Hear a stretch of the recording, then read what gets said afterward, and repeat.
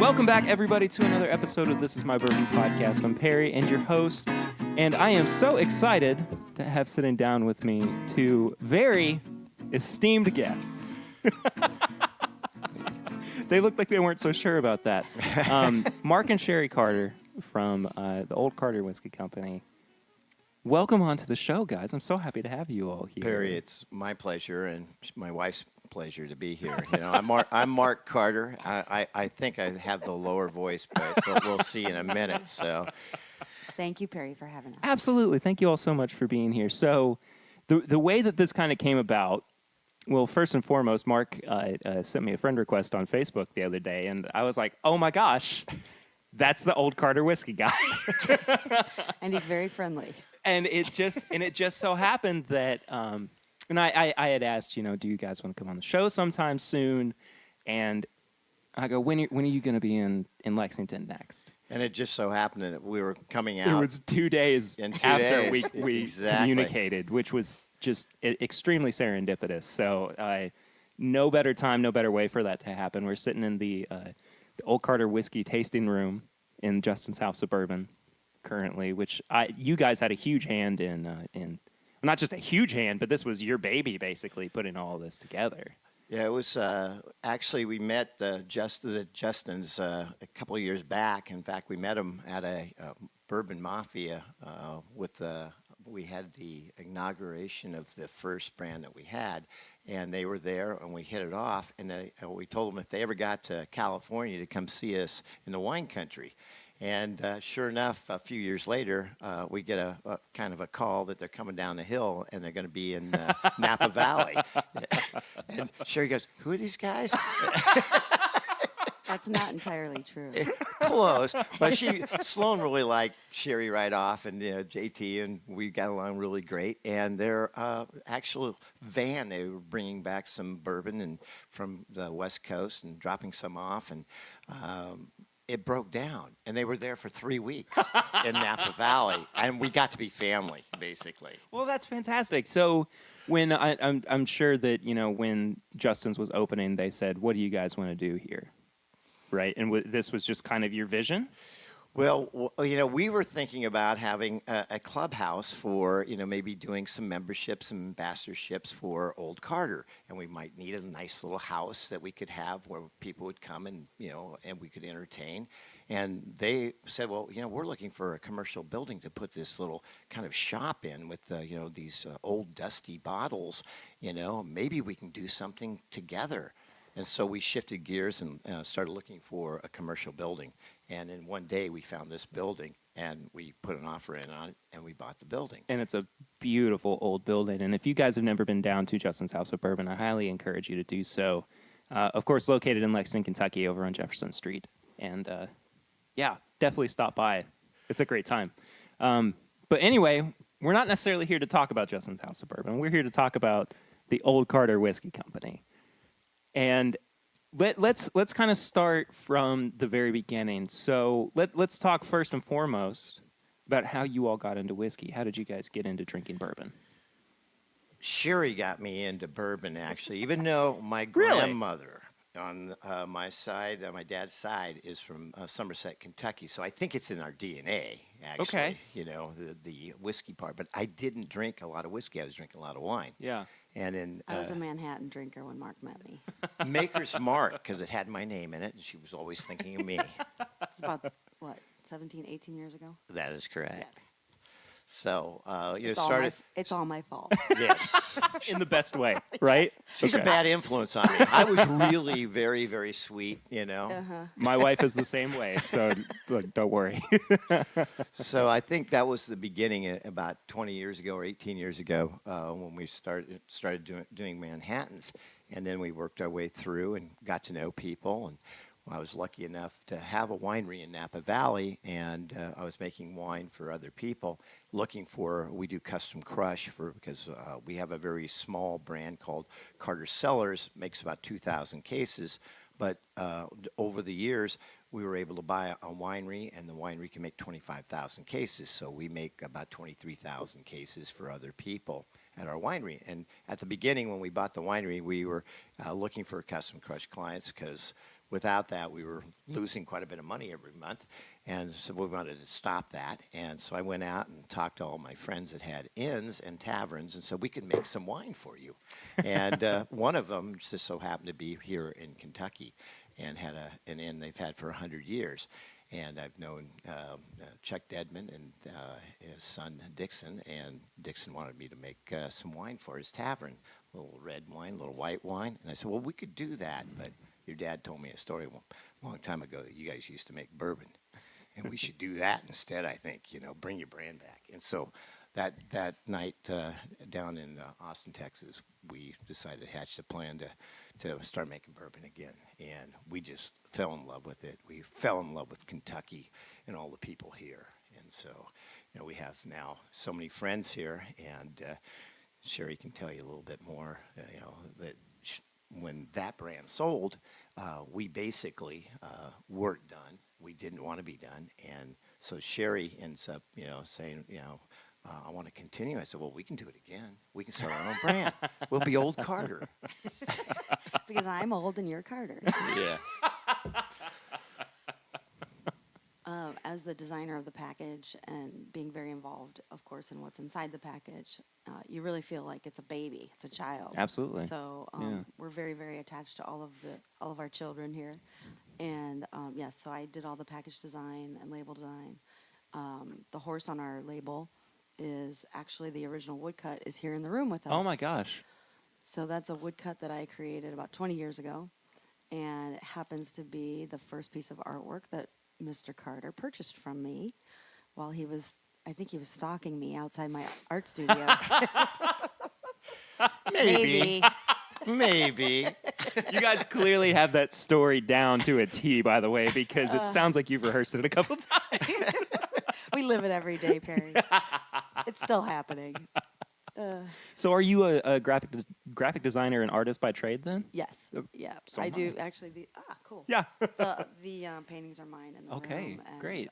Yes. We need to take some. I'll post some pictures as well on Instagram, Facebook, and Twitter of the artwork that's in here too, so people can see what it is actually that we're talking about. But yeah, I'm also a graphic designer, so that's why it kind of piqued my interest. As a designer, Mark was my client for a while. Oh, okay. I was really a great client too. I never changed my mind. It was Yeah. Not even once. My Never. contract. Wow, okay. My contract grew exponentially as he was my client. I had to keep I adding. taught her a lot. Yeah. Change orders became very expensive. So did you do the design work for the owl packaging too? Then I did. And all of the labels Wow. for the winery too. Okay. She's done the Carter Cellars, the Envy wine, the ancillary wine. So we keep her pretty busy. yeah, no Label kidding. designs and all Well, the artwork. I have to ask then, since we're on the topic of it, inspiration wise, because Kentucky Owl, as we were saying, was a revived brand. What were you looking to for inspiration when you were creating that package design? Well, Kentucky Owl? actually, Dixon had a beautiful, and still has a beautiful print of the original label, Mhm. and so it was always our goal to maintain the very cool integrity of that original label, but bring it into a more contemporary feel.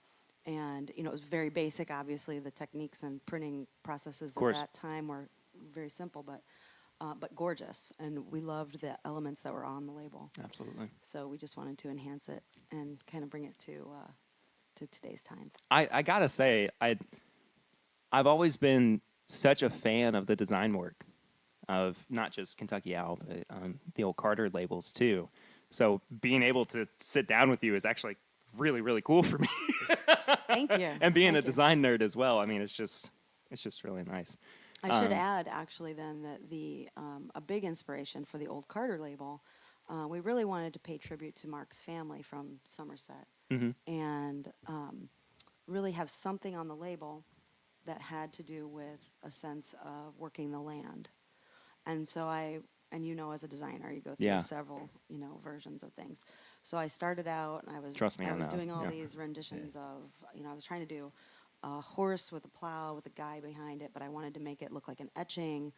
So I was running it through all these filters and trying to come up with something that was very vintage looking, but conveyed what we were the message we were trying to get across. Everything just looked really contrived and really forced. Sure. And then we kind of remembered that I had this series, this woodcut series. There are 4 or 5 more in the series, all workhorses. I grew up in northeastern Ohio, and workhorses were a big part of my landscape, Right. so to speak, growing up. And so we remembered this woodcut and dropped it into the design, and it actually had the full original background that you can see Right. on the wall. And even with the full background and with the typeface, it was like, yes. That's it. So my hair just stood up. And you know how that goes. You I know know how that exactly goes. what you're talking about. So so cleaned it up, and then that horse to me, just besides the other layers that it means between Mark and myself, it symbols, it's such a symbol of that. Like Absolutely. strength, power, earthiness, and kind of authenticity. Yeah, on the back, we even gave a little tribute to Somerset, where my grandmother and their family were from, and they were farmers, and they used for wheat, corn, rye, and they used to use a horse, like that, Right. so, to till the land. So. Did you spend much time in Somerset? No, not much. We've been down there a few times, doing a lot of, kind of looking back at the history and seeing, what they did, where they lived at. And They left Somerset after Prohibition because they were chasing oil. Yeah, there was not many jobs, after Prohibition for the wheat, corn, rye. So at that exact same time, there was a big oil rush out to California, and they went to Bakersfield, and that's where my father was born, and then I was born up in Humboldt County, believe it or not. Well, we have all 5 of the offerings Yep. of Old Carter whiskey on the table. So I say We'd love to Let's have you taste try these something. and see what you think. absolutely, yeah. So I'll let you lead the tasting. Where should we begin then? I think the bourbon is always the best one to start Sure. with. It's the softest to speak of. Okay. Well, the color on it is magnificent. It's such a deep amber color to it. This was really fun putting together. We had 30 some attempts and blends to put this together. It is 13 different barrels. Wow. And about 20 gallons roughly from each of the barrels. Mm-hmm. What's the proof on it, by the way? I meant It's to ask. 108.9. The nose is a lot softer than I would anticipate for a bourbon that high proof. And one of the things we do is everything we've ever made has always been barrel proof, never cut, never filtered also.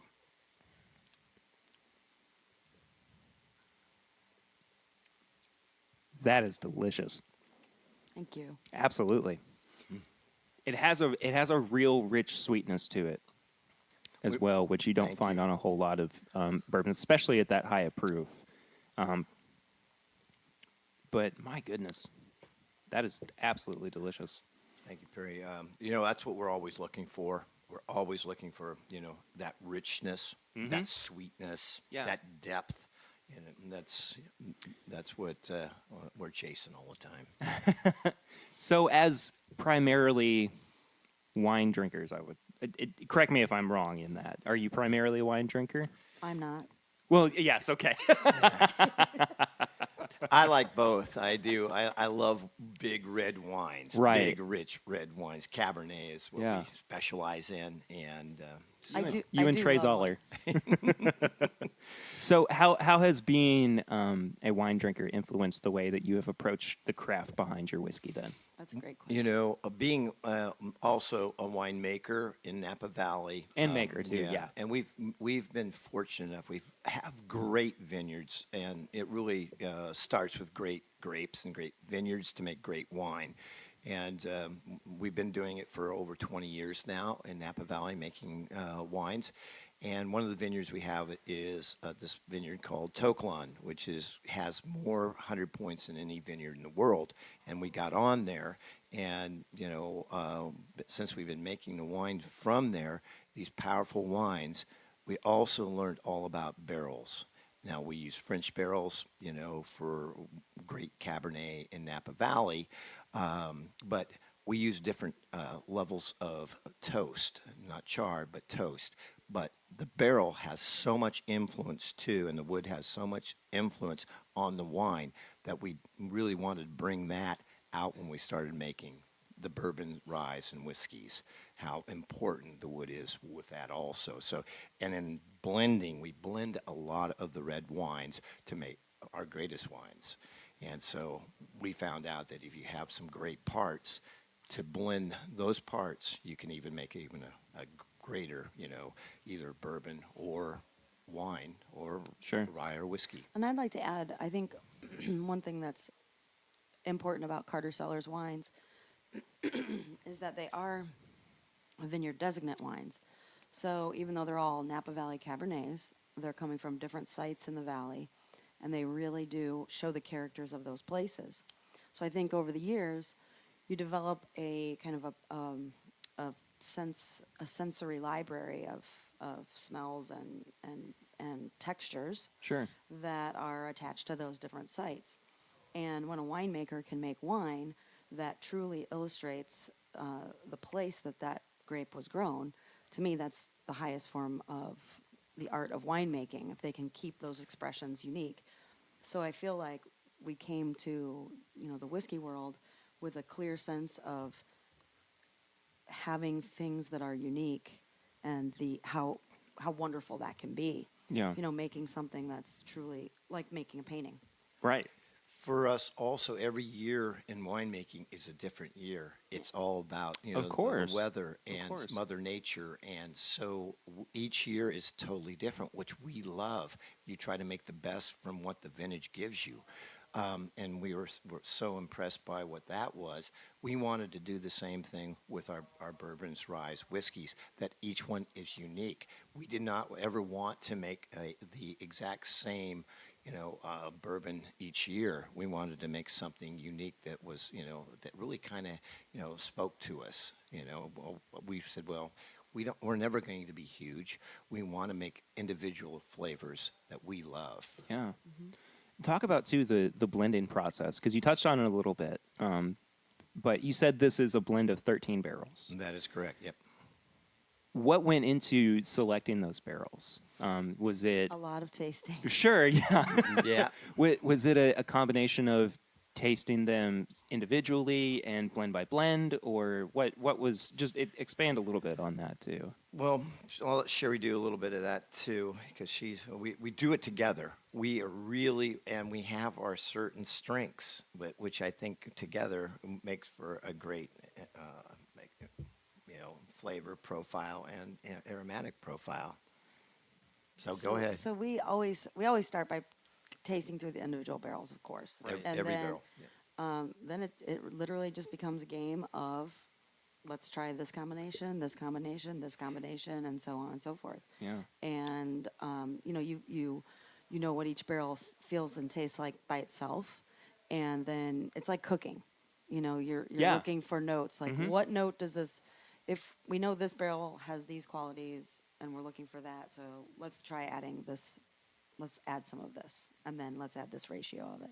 I mean, it's very painstaking and it's very Absolutely. intense. And sometimes it comes together quickly, and sometimes it takes longer. So it's not just taking each individual barrel, dumping them all together, and saying, "There you go." You're Absolutely picking and not. choose. So do you even get down to say maybe a 1-to-2 ratio of how much you pull from a barrel? It's all or different. Yeah. They're all different. Yeah. So that must be even more exhausting then. It's intense. Let's just put it this way. I'm very happy when it's in the bottle. I would imagine so. It's like the baby's in bed now.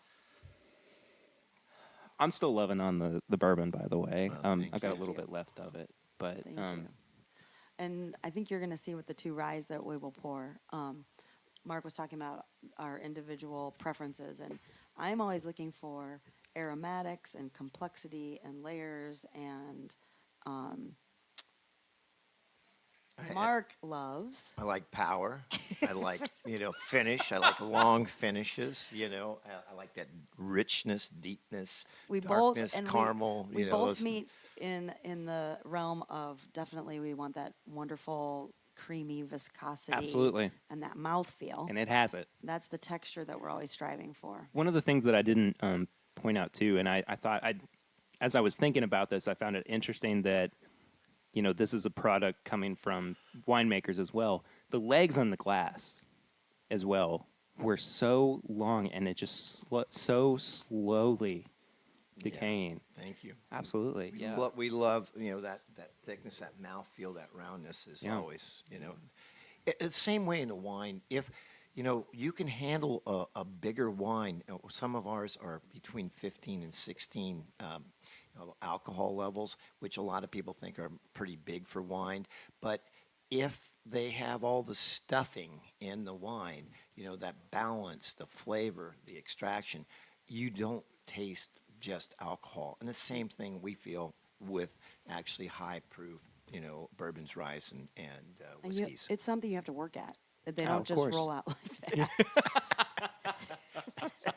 So all of them have quite a bit of age on them. Everything we do too with the I should spirits. add, this bourbon is a combination of 9 and 11-year-old barrels. Okay. There you go. Mostly 11-year-old, but it does not have an age statement on it. I was curious as to what the age was. Because on some everything. of that was 9, and I don't feel right putting an age statement really at this point anything under 10. So that Okay. And with that 9, with the barrels that were 9, it would have to be called 9. Well, we'll get more to talking about age statements too as we work our way up through the Cool. line. But as we're doing that, the next pour is the rye, correct? Yes. Yes.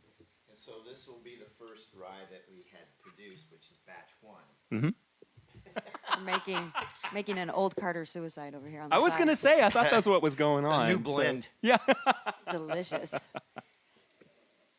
Right off the bat, I mean, you can immediately, of course, tell the difference between what we just had, which was the bourbon, and now this first batch of rye. I mean, immediately, of course, you can tell the distinction just in, the mash bills and everything, because rye has that spicier profile. It has more of those kind of clove and mint notes to it as well. But I've also noticed recently that I've been on a bit of a rye kick. So this has, I would say, on the nose, everything that I am looking for in a rye in terms of profile. And it is a 95% rye. Yes. As is batch 2. Fantastic. So these two batches actually they share everything except for the blend. Same mash bill, same age. That's why this should be really fun to compare Absolutely. the two. Absolutely. Would you like to hear the story of the two batches? I would love to hear the story of the two batches, Sherri. It's a good one. So we were doing the blend for the rye, and Mark and I came up with two blends that we both enjoyed greatly. One of them I liked. And very one I much, liked. And one Mark liked very much. And we just couldn't decide which one to settle on. Mm-hmm. So we decided to take it to the popular vote. And so we started gathering our friends around and doing some blind tastings. Yeah. Which one do you like better?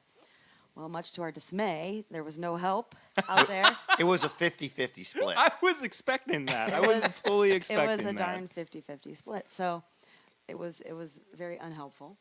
And our final panel actually happened to be the Justins. Ah, And there you go. it was very cute. And Justin Thompson, He liked one, he was tasting them. and Justin Sloan liked the other one. Of course he Right. did. So Justin Still, Thompson still no help, but Justin Thompson, says to Mark, you want the good news or the bad news? I said, well, I want the good news. He said, well, they're both great. Why don't you just put both of them out? We He hadn't said- thought about that. he said, the good news is there is no bad news. There you go. They're both good. So he said, yeah, do them both. And so we said, great idea. So off they went to be bottled, and they were put in 2 tanks, ready to go. And unbeknownst to us, which one was batch 1 or batch 2, which one was mine or which one was Mark's. So now this is our favorite party game. Which rye do you like better? So can you tell now though? Oh, Because which is which? yes, you'll have Yeah, batch you'll, 2 you'll, next. you'll be able to tell. Okay. too. So All we'll, right. we'll just let you enjoy both of them. Well, I'm certainly enjoying batch 1. It is incredibly full-bodied, and there is something really. I'm trying to pick out exactly what it is, but there's something really kind of almost baked goods to it on the middle of the palate as it kind of lingers towards the finish that I find really enjoyable. I'm big on, so I always kind of say Elijah Craig is what I imagine bourbon should taste like. It has always kind of been my benchmark for what bourbon should taste like. And part of that flavor profile too is that baked goods note that I pick up in there. So when I find that in other places, I'm always pleasantly surprised. And here I am with this, finding that baked goods note, and I'm pleasantly surprised by it. So Good. this is, y'all are 2 for 2 so far. Good. And we're just getting started. Yeah, no kidding, no kidding. So let's talk a little bit too about your experience with Kentucky Owl and how that helped you to understand what went into creating what I think Dixon's described Kentucky Owl as being a super premium brand, right? Would you identify Old Carter as a super premium brand? Yes, Okay. same spot. So what kind of lessons did you learn in reviving Kentucky Owl with Dixon that went into you building the Old Carter brand as well? Go ahead, honey. Well, I don't know. Loaded I questions, guess I you know. would call them lessons, but I think it was just such a wonderful process, and it was extremely creative. And I think all of us were, finding our way. We all knew what we liked, and we all had our share of spirits. So I think we had a good, working library and a collective palette that we could draw from. Certainly Dixon has a vast experience of years and years of whiskey tastings in his Yeah. establishment. Yeah. So I think it was just a really fun collaboration, and we certainly, I think it was just, we always just really looked at it like a really fun project. Sure. I mean, we didn't have an agenda, we didn't have a plan at all. we just wanted to make really delicious bourbon. And I think that's the best way to approach it too, is that, bourbon can be so fickle. Whiskey can be so fickle. So if you go into that process with an open mind, you're bound to not be disappointed. We didn't know how much we were going to do a year. We didn't know what the blend was going to be. Right. We had no agenda, literally. We just wanted to make great bourbon, and that was the whole thing. Just like making great wine. If you're going to do something, I was taught anyway that if you're going to do something, do it right. That's what my father told me, and do it the best you can, and then you don't ever have to say, really, I'm sorry, that I've done what I'm, best I could, and I love what we do, and I hope you enjoy it. No regrets. No, No I regrets. wish that I had done this, that, and the other. Yeah, No, Exactly. and something that's interesting, actually, and I hadn't even thought of this until now, is that we had put up some rye, but we had not even started working with it. It wasn't ready. And so for us to pick up, to start this brand by launching a rye first was really fun for us Yeah. because this was new territory. And, so blending those first 2 batches was extremely exciting for the 2 of us. Well, especially a 95% rye. Yes. Because there aren't a whole lot of those on the market. No. Yeah, a lot of people think that's going to be just huge spice and bomb. And it's really not. It's not. It's really, it's always surprised me. And, I have friends who have said, well, we haven't gotten to the 95% or the 100% rise yet because, we're not sure if we're ready for it.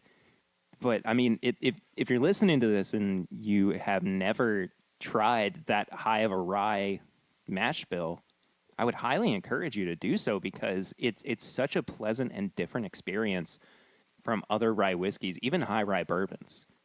I mean, it just kind of pales in comparison to the experience that you get with a 95% or 100% rye whiskey. This might be a good time to point out as well. Mark and I believe in barrel strength spirits. Yeah. So we never do any cutting. There's no proofing down of the spirits. And I think that From the very beginning, our first distill that we had, we said, well, we should give it to people how they, we like it, and we want the full strength. You can do anything you want after you buy it. You can put the cube of ice in it. You can put water in it. You could, put Coca-Cola in it. You can do anything you like. But this is how we liked it, and think, you can. It's a great starting point with, barrel strength. and I think that is what you're maybe getting at with this rye. So we're now moving on to batch 2 of the rye. Which one? So Mark, was this your blend that you? Oh, I don't know. Well, you'll have to. All taste right, these all two right, and all right. see what you think. This is 113. The other, the first batch was a 112.2. So very close. Very little difference. Yeah. So this is literally just a different combination of barrels. This one has more rye characteristics to it, but also has more of those traditional like vanilla and caramel flavors. Interesting. That is really good. That just kind of, You know what's funny is I think I had mentally prepared myself for the two of them to be similar enough to where I was like, oh, it's good on them for consistency. Two different Was not palates. expecting the absolutely. Is this yours, Mark? This one's mine. Yeah. I'm 2. She's 1. And it's a 50-50 split every time. But we really get a lot of joy out of who's ahead if we go out and do a tasting. And there's 6 people. I get 4, and she gets 2. I'm ahead, but then I'll go to the next one, and she'll get 4, and I'll get 2, And then she's all smiles. So let's talk too for a second, because last night you guys did a tasting at Justin's House of Bourbon. Yes. How do you all prefer to do tasting experiences with your customers? Well, that's a great question, because this is the first week that we've actually had the luxury of going out and visiting some folks, and the luxury of having the whole lineup. So we had the whole Carter family this week. Last night we only poured the 12-year-old American whiskey, but earlier this week we were down in Bowling Green, and we spent some time with Hickory Mr. and Oak. Cody down at Hickory and Oak. Mm-hmm. And it was wonderful. He gathered a great group of folks together down there, and we actually poured through everything at the event. And So it varies. we started just like we're doing now. Yeah. So we did, and there were 30 people there. I don't know how often we're going to get to do that, but we had all the bottles with us this week, and he had reached out, and so we thought it was important to go down there and say hello. We thought there'd be maybe a couple people there. I thought we were going to have a little quiet dinner. And the restaurant was jammed, and I didn't know they were there for us. They weren't there for us. What a They were there pleasant for the surprise. whiskey. Yeah. Fair. That's fair. That's fair. But it was wonderful. It was a great Food time. was and- great. The people were great down there, Yeah. We just loved, and we'd love to go back anytime to Bowling Green. And we'd like to do some more of those tastings around. For the last 10 years, we've only been going between Lexington, Louisville, and Bardstown. And this was a chance finally to go out and see some of the friends and people that have actually supported us. Yeah. And it really is nice. I can't stress that enough, to have all of them to taste people through the lineup. Because throughout the last year, as we were launching the different, as we were doing the different releases, of course, we only had with us what we were currently releasing. Right. So Right. it's been nice to take a breath in this quiet time of the year and be able to go and show the kind of the full range. Right. What's your all's relationship like with your customers, with your with your customer base? I mean, have you guys been pretty interactive with them? Have they responded well to the brand and everything? Yeah, and Sherry's really good at responding to everybody. Anybody that has a glass of whiskey or bourbon in their name, I become friends with. I did this same thing with wine. Anybody had a wine glass, I just thought that must be my friend. But Sherri will actually do a lot of He's correspondence. very non-discretionary. Like I said, he's very friendly. But Welcome to yes, Kentucky. yes, it's been. You know what? That's a great question. It's been awesome to be able to connect with people Yeah. through social media, and I'm very open and welcome to people reaching out, and I'll answer whatever questions I can. The one question folks ask me a lot is, where can I get it? And unfortunately, that's the one question that's the most difficult to answer because I don't know. And I can't sell it directly. Right. And We give so it all to the that's- distributor, Yeah. and then they, put it where they think would do the best good for the brand. I mean, I've had friends who have said, "Oh, I really loved Rye Batch 1. Can you get me a Rye Batch 2?" And I was like, "I'll try, but Yeah, we don't even have any really, we've kept a few bottles for, Our library. our library to check back on, and, nice to go visit them again, so we have a place where we come from. But I mean, every batch is labeled, and I do all the hand numbering and handwriting on the labels, so you can see clearly how many bottles are in each batch. right." So this is 1,289 bottles in this batch 2.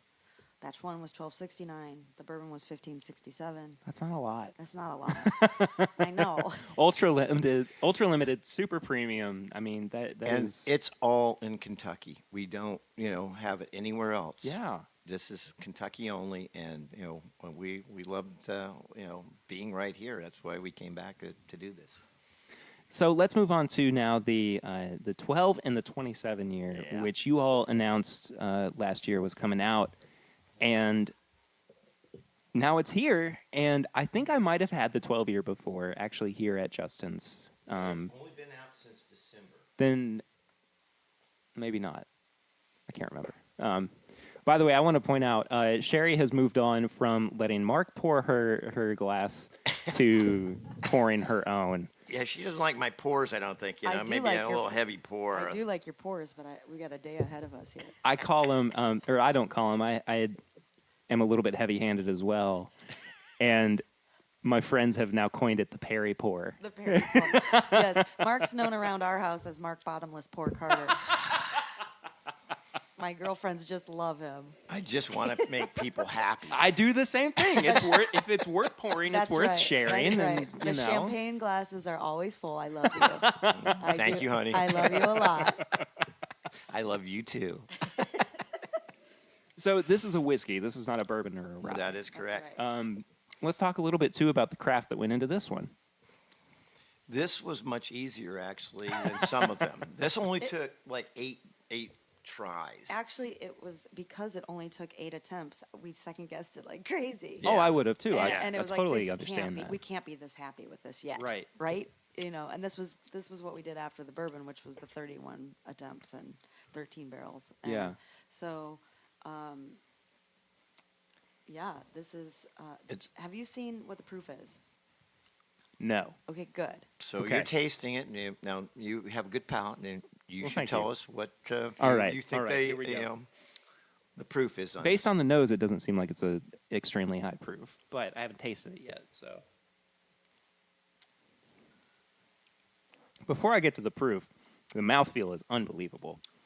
It is incredibly oily and just coats all over the tongue. I feel like you're playing me on this one, but I'm gonna shoot for it. I'm gonna say it's in the 115 to 120 range, Well, that's a good guess, but it's wrong. it's No, it's a good guess. It's a good guess. A lot of people say 110, but it is 134.9. Holy moly! You know, it's up there in that stag. It's dangerously. Wow. Good, I think. But I love the layers of flavor. I get do like too. chocolate and ginger and all of this crazy. And this is just American whiskey. One of the things that happens when we taste and we blend, we know it's right when the hairs either on our arm or the back of our neck goes up and we go. It's definitely Mine- That's physical- hitting right now. That's hitting something in my brain. It's Yeah. just going. Yeah. Oh, that's really good. And we do count on that when we're blending at home. I have to walk around when I'm blending and tasting. Yeah. I can't sit, and I have to close my eyes and walk away. Mm-hmm. And then I can kind of open my brain and my sensory experience up. Do you do a lot of like blind tastings to get the blend right too, or do you basically know what every blend is? We do the blind tastings after we've come up with something we like. Okay. Then we might come up with, we'll throw that into a mix, and Mark will give me, 3 or 4 other things with it. And if I'm still pulling that out, and they imprint like children. I mean, you could pick Sure. it out of a room, and Yeah. and so. But if that's still true, that's still what we're drawn to, then that really makes us feel confident that that's where we want to be with it. Yeah. So, how many barrels went into this blend? 8. 8. Okay. And I'm guessing the youngest was 12 then. Yep. Based on the It age was of all 12. It was all 12. Yeah. Okay. All 12. Fantastic. Yeah. Yep. I'm almost left speechless by this one, just because I'm so taken aback by how overall pleasing it is. And I mean, that's such a almost a generic way of describing it, but it's so pleasant in every facet that you would hope for. The nose is really robust. The palate is just creamy and thick and oily. But I know I put creamy and oily in the same sentence, but I mean, it almost has that where it's just, it has almost everything you want in a whiskey. Yeah. I'm just, We really Speechless. fell in love with it. Actually, I love I feel like it's very, very different. yeah. I mean, I do too. It's hard to kind of nail down, what's going on in there. You mentioned Stag, but I think that it's almost in a different ballpark from Stag. I mean, Well, it's not hot, and a lot of times those big, Right. proofs can get hot. It just has that wonderful sweetness too. I'm a fan of Stag, by the way. Yeah. Oh, I am Yeah. too. Yeah. It was in my That's- top 3 Yeah. for 2018. So Anytime I get big proof, I'm there. I'm that guy. So once we got done with doing Manhattans with Maker's Mark, and I love Maker's Mark, but I found this thing called Booker's, and it was this high proof thing, and There it you really go. even made a really better Yeah. cocktail in a lot of ways, because you got the proof with the cocktail. And so I think that's what got us on the high proof. So what are you guys drinking if you're not drinking Old Carter then? Is it Makers and Bookers or Everything. We're always trying everything Yeah. we can find that's new, that's unique. We love flavor. If we go to a bar and we haven't had something, we will buy Oh my it. God, I got to try Interesting. that. Yeah, I we got try. to try that. We're constantly trying. We're, And it's we're enthusiasts too. well, absolutely, with a capital E. it's on your business cards? It is. Well, my former business card said professional enjoyalist, so I think that qualifies. My father gave me that title. That's amazing. Well, I was saying that there are so many wonderful new products on the market. Yeah. And so we just enjoy, we really love getting Yeah. out there, and whenever we're out and about, if we see anything we haven't had, we get it to try it. Yeah, Do you do the same in I don't know what the big package stores out in California are like, or if there are any big ones, but when you go to your stores and you see something you've never had before, do you typically pick that up as well? Yes, we do. Yeah. Especially Actually, if we you have heard something we have about it, or we've been following them a little bit. Right. We do. We It's love just the little independent stores. We've got Yeah. one up in Eureka in Humboldt, where the hotel and restaurant. John's Liquors and Cigars. Hotel Carter and Restaurant 301 are located, and he's unbelievably in Northern California. He's got some wonderful barrel picks and Yeah. a nice Yeah. little That's selection. awesome. So we go out there, and then of course he's got stuff that nobody knows what it is out there. So we scoop all those up too. Yeah, Good deal. it's Yeah, fun. It is fun. We enjoy it. So, Do you guys have a pretty good community of whiskey drinkers in California as well, or do you? We're working on it. Yeah. well, and we get a lot of people that come out from, actually Kentucky to come see us in Napa Valley. And we have our own little home bar with everybody's stuff on it, And actually, my home bar is actually bigger. I have a hotel and restaurant I started with, like 40 some years ago. And it has a really good bourbon bar there. But the only thing is my bourbon bar at my house is bigger. So a lot of people just go there. Yeah, we have devoted over half of our living space to a bar. I can't tell if that was a little bit of angst behind that, or No, you were it's pleased by it? wonderful. Okay. I meditate there daily. That kind of sounds like Dixon too, because I have had him on the show before as well, and know him through just mutual connections and everything. And he was talking about when he's maybe getting stressed out by everybody at the inn, and he's like, well, I have to go do some work in the office, and it's basically him working on the next blend for Kentucky Owl. Aw. So Tasting things. Yeah. Yeah. do you also have a pretty good relationship with Dixon? Love Dixon. Dixon's like a son. He's born on the exact same day as me, but just Really? a few years apart.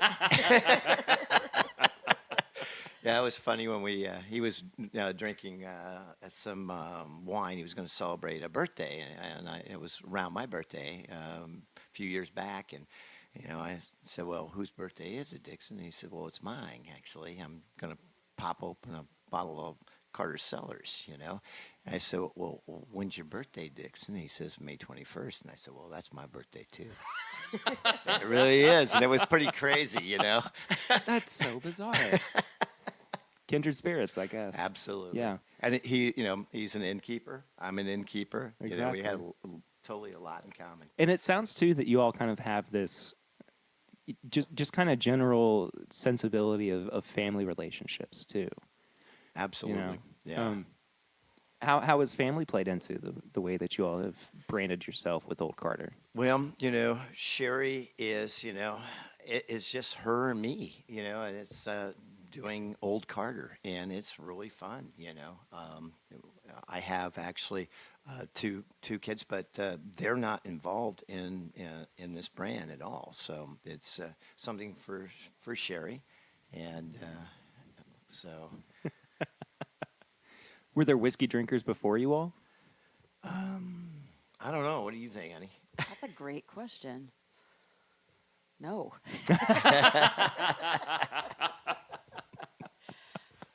No, I was the first whiskey drinker in my family. So what led She was you? a gin drinker before we. Yeah. Oh, No, and nothing no, wrong with actually, that. I wasn't. I Oh. started with whiskey. Oh, that's good. I do like gin. Gin's starting to grow on me as well. I like but- gin as well. So what led you to whiskey then instead of, what your it- family was drinking? That's a good question as well. So my first job in northeastern Ohio was working for a very small photography company. It was just a husband and wife, and he was Greek, and she was from Ohio, and this great couple, and I had tons of admiration for them, and of course, he was Greek, so he was very exotic. Exotic and excitable? Yes, actually, he was quite passionate. But his wife, Patricia, we would go out to dinner. We became very good friends, so we did a lot of social time as well as work. And Pat would always have one Manhattan. Wherever we went out to dinner, she'd have a Manhattan, and then she'd have a glass of wine or whatever with dinner or whatever. And I was just turning 21, and so I thought, what's this mystique about this Manhattan thing? Yeah. And so I tasted her Manhattan and kind of fell in love with it. So then I started having one Manhattan every time I went out. Yeah, no one in my family really drank whiskey. It was, I never thought Just about happenstance. that. Yeah. Yeah. Well, I just poured the 27 year So I'll in pour the mine. glass. You get none. So And then this you'll like is really interesting. You turned the bottle around for me to see the label and everything. First off, I want to point out this is a lower proof than what we Just a little bit. just had. Not by much. It's 124.3. This is also only bottle. There are only 72 bottles in this run, and this is 68 of 72. Yeah. And that's the big run. This is our biggest run. We did some barrels, and some of them were only 14 bottles. So these are all. Wow. None of this has been cut again. This is all barrel strength, single barrel strength.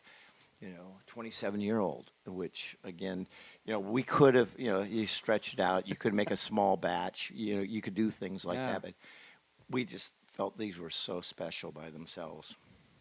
Based on the nose, it's very special. There is, out of everything that we've had so far, I haven't picked this up yet, but it's a kind of a toasted marshmallow Needed note that- on it, but with all of the char and everything that you get if you're like over an open flame Yeah. with it. That And caramelized sugar. What I like about this, and a lot of people, when you start getting into older, bourbons, some of them, can be woody. This, to me, is just the right amount of freshness and really new wood, not old wood. okay, I just had my first sip of it. It's clear that this is the big brother, big sister to the 12 year. Yes. Has everything. I kind of dug myself a grave, though, saying that the 12 year was so, everything that I wanted. But then the 27 year kicks that up Thank to you. 11. And I mean, it's again, so full bodied. That toasted marshmallow note that I was getting on the nose is definitely present on the palate as well. The viscosity is unbelievable, too. I mean, there it is. There yeah. it is. I And think you it were works for Sherri. The hair just raised on the back of her arm, so I know she's doing good and with it's on this. the back of my neck, too. So, my goodness, y'all. So I was at home washing the dishes, and Mark came into the kitchen in Calistoga, and he had a little glass in his hand, and he slid it across the counter, and he said, "Taste this."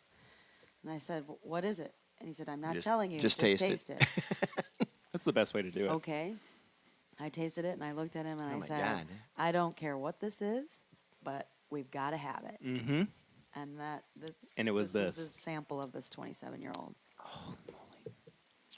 We just feel very, very, very fortunate to be able to work with it. Yeah. It doesn't drink like 124 proof, I would say. It doesn't even drink like it's 27 years. Yeah. I mean, it, despite the fact that, it is that old and it has all of those extremely exquisite flavors to it. I mean, it's not so overpowering to where you couldn't maybe have another glass or, like you would have to take a whole lot of time in between each pour or each sip. We feel like it drinks more like a cognac or an Armagnac. Yeah, absolutely. Absolutely. It does have that viscosity of it and that mouthfeel, too. So you guys had said, too, that you didn't want to age state anything under 10 years. Yeah. That's a really interesting marketing tactic because so many people are almost kind of hell-bent on if they can put an age on their bottle, they're going to. Sure, we're in the age now of age statements being taken away more so than we are them being added to bottles. But, what made 12 and 27 year so special to where you felt like we have to put this out, this has to be age stated and on the market? Well, but like I said, it was over 10 years. We could course. say it was 10 years over, and I felt at that point we can actually do age statements. I don't think it makes much difference. I saw age statements on. We love drinking old Dusties, and we've got some beautiful Stissel Weller that's only 5 years old. It says 5 years on it, but it was put up in 1945, and Sure. it was bottled in 1950 or something Yeah. like that. And they're beautiful, but why, what's a couple of years and when it's that young, Yeah. Yeah, we're not afraid to let people know how old anything is. Yeah, we'll tell. I think that these two, the American whiskeys, are a little unique. We knew that we were obviously going to put the statement on the 27 year. And we got some pushback for not having age statements on our first three releases. I'm not gonna lie. Exactly. People And, want to say, well, I was how happy old is to it? I was happy to tell people, but if it came up on a thread or whatever, I wasn't involved Yeah. in. I wasn't involved in it. So, when we knew that we were going to do the 27 year, and these are both American whiskeys, it just kind of made sense because the 12 year was over 10 years, Yeah. which was our first Of course. Yeah. desire.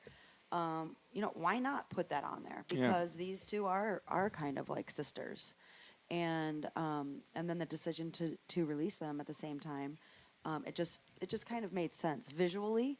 Sure. And I love the way that they have both turned out.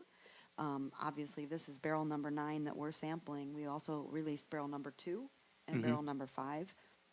Barrel 2 had 45 bottles in it, and barrel 5 had 38 bottles in it. Oh my gosh. So really small yields.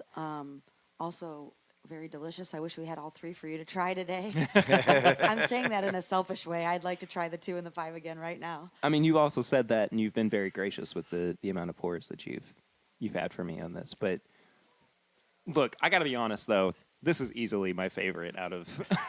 It's Pretty special. It's something unique, that's for sure. It absolutely is, yeah. And I think that, you know, in a day where there aren't that many age-stated products, and those that are, you know, kind of are in this higher age range, I think this stands out. And, you know, for anybody listening, maybe, you know, you're not able to acquire a bottle, but if you go to a bar and you see the 27-year sitting back there, I would encourage you to try it, because regardless of, you know, your experience maybe with older barrels, older bottles of bourbon or whiskey, this is going to be a unique experience for you by far. So try it. It's fantastic. Thanks. Very, thank you very Thank you. much. And we have seen it out and about. We Good. Saw last night here in Lexington. in Lexington. Couple back bars have it. OBC? Yeah. Haven't been to OBC. Haven't been over I'm to sure see them. he has it. Oh, yeah. But Yeah. it's over at Lockbox. Norma has it at Lockbox. Oh, really? Yeah. And they've got it in at the other. Didn't they have it in Louisville as well? The 27. At Yeah. Proof on Main? Proof on Main. Proof on Main at the other 21. Is that their seat. 21 seat? Yeah, Yes. okay. Gotcha. Yeah. Those are the only 2 we've seen. We tried to, you know, the distributor tried to get it out into actually, you know, on premise where people could actually taste it, which we really appreciate, because, you know, we want people to try these. We Yeah. want them to actually drink these bottles. We don't really want them to just to put them in a case and never been, you know, Sure. not to taste So them. just let us know where you want to meet, and we'll bring a bottle. And everybody can taste it. We're happy to pour. Come happy on down to pour. Justin's. You can see the bottle's half empty. We've Yeah. been out and about. But I want to add a funny thing. So we did a box for the 27-year-old, and the boxes that we decided on at the last minute, we looked at boxes that were already built, and we weren't happy with anything, of course. And so the room that you're sitting in, our builder, his name is Eddie. And Yes, so he I know built, Yeah. Yeah. We love Eddie. He's a great guy. And his buddy Yeah. Mark and the whole crew. Mhm. Actually, I built the fireplace with the crew. I Did a you little- really? I do a little stonework on the side. And In her spare time. Sherri, you're so cool. just trying to stay out of jail, Terry. So, you know, Eddie has done everything in here. So he did the doors, he did the cabinets. He's Yes. so talented. And so we couldn't find boxes that we liked. And I said to Mark, I'm calling Eddie. Let's see if he'll build our boxes. So Eddie actually hand built all of the old Carter boxes. Really? And then our buddy Mr. Dangler, who has the Kentucky Double, he did the etching on the side for the old Carter. Wow. And so we were thrilled with the way that the boxes look. Well, Actually. yeah, So and there there's you see one. one. Sitting right above the fireplace as well that is just beautiful. It reminds me of you know, before Booker's went to that dark wood Yeah. for their boxes. I just think it's And those are some gorgeous, old but- fence posts that Eddie had laying around the place. He's really creative. I old- love. dadgummit, We- Eddie. We love that, Eddie. To me, that is so like perfect for our brand. Yeah. Only 84 of those boxes in existence. So you kind of touched on it just briefly, or kind of alluded to it, and I have to ask this because, you know, we're also at a point where people are buying product up with one of maybe 3 intentions: drink it, store it, or flip it. And the flipping occurs on the secondary market, which, you know, now is really prominent on Facebook. How have you guys responded to the secondary flippers You know, on Facebook.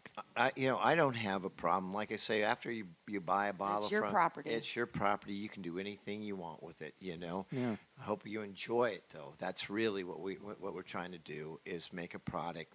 The wine, the bourbons, the whiskeys, the ryes, all the things we do. We want you to really sit down and enjoy it. We want people to have And experiences. and even Yeah. some, when you get to a 27-year-old single barrel strength, it's a rarity, and it does cost a lot of money. But I love, I saw it the other night. The guys have groups. They go in and they buy it together, and they Yep. drink it together. Mm-hmm. That, to me, is the best. Don't cry. Oh, I agree with that, though. I do mean, too. if I agree. you can't experience it on your own, why not, Yeah, do you it with friends? That's You what it's all gotta about. taste it. Because you'll never, you taste it and you'll remember it. I'm sure you've got bottles that in your repertoire that you've tasted you'll never forget ever. Mhm. And to me, that's This that's one why of we them sitting do on the it. table right here. But that's why I'm not we- trying to pander either. I'm but being that- very but serious that's why about that. everyone who's in the industry, that's what they desire. They're putting their heart and soul into something because they want people to enjoy it. They're making it to be Yeah. consumed and to be enjoyed with friends and all, Absolutely. And that's part of. It's just like creating a piece of art, and with Yeah. a piece of art, only a certain amount of people may stumble upon it in their lives, and these bottles are just like that. That creative spirit is right in there, and Sherri actually kisses almost every label as she's handwriting these to I send kiss them out them with my heart. to send them out into the world. They're I like her actually- children, I you know. actually do. I do all the handwriting, and I put an intention into every label. I'm like, have fun, love you, see you later, Be good. make friends, enjoy yourself. Make good choices. That's I my favorite one is make good choices. So to kind of wrap things up, what's the future like for Old Carter? Where do you guys want to expand in the next couple of years? Well, we want to continue. We're taking it one day at a time, Barry. Yeah, one day at a time. But I think what we really want to do Y'all are my kind of people. is also be able to have some more great products this coming year, you Yeah. know, and do like maybe 4 releases a year, like we did roughly this year. We're working- Actually last year at 18. Yeah. We want to do the same thing in 19. And we love single barrels, so we'll do some more single barrels, maybe some 14s. We got some 14s that we would love to do, Yeah. and some more 27s. And so We're working on the new rye, the rye batch Rye, 3 and right yep, now, Yep. Yeah. which got will our be out in samples. the next couple months. So. All right. Well, Mark, then just text me and let me know when that's coming out. Mark and Sherri, thank you all so much for sitting down with me. It's been a real pleasure. Perry, it's our pleasure. Where can people find you on social media if they would like to follow up with you? So on Instagram, we're Old Carter Whiskey Co. Mark is at Mark Carter 52. Yeah, just I'm at Old Sherri Carter. Facebook, Old Carter Whiskey Co. Keeping it low key. There you go. That's all that matters. yeah.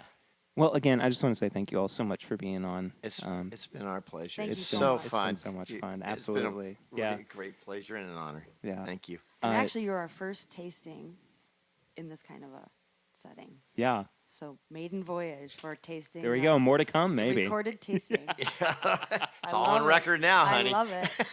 It's out. It's going to be out in the public. There's I no love it. going Now back. We can't do our rye game anymore. Oh, I'm sorry. I'm sorry. Spoiler alert. Well, if you want to follow up with us on social media, we are at My Bourbon Pod on Instagram, Facebook, and Twitter. Give us a like and chat with us. We're always willing to see what's going on with you.